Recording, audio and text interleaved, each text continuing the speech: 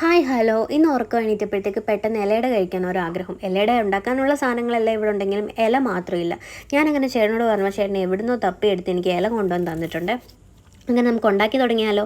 ഒരു പാത്രത്തിലേക്ക് കുറച്ച് അരിപ്പൊടി, കുറച്ച് ഗോതമ്പ് പൊടി, കുറച്ച് നെയ്യ്, കുറച്ച് എള്ളും ഉപ്പും ചേർത്ത് നല്ലോണം കുഴച്ചെടുക്കുക.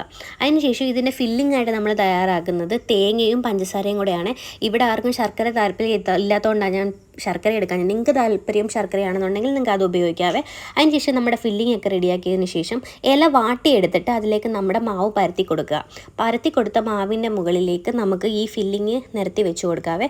നമ്മൾ എത്രയും തിന്നായിട്ട് പരത്തുന്നു അത്രയും സോഫ്റ്റായിട്ട് വെന്ത് കഴിയുമ്പോൾ നമുക്കിത് കിട്ടും. അതുകൊണ്ട് തന്നെ നിങ്ങൾ നല്ല സോഫ്റ്റായിട്ട് പരത്തി കൊടുക്കുക. അതിനുശേഷം ഇത് നമുക്ക് ആവിയിൽ വേവിക്കാം. 10 to 15 മിനിറ്റ് വരെ ഇതിന് വേവ് വരുന്നുണ്ട്. ആദ്യത്തെ ട്രിപ്പ് ഞാൻ 3 എണ്ണമാണ് വേവിച്ചെടുത്തത്. ഒരു 10-15 മിനിറ്റിനുള്ളിൽ തന്നെ എനിക്ക് ആദ്യത്തെ ട്രിപ്പ് അട വെന്ത് കിട്ടിയിട്ടുണ്ട്. ഇതാ നോക്കിക്കേ, എന്താ ഒരു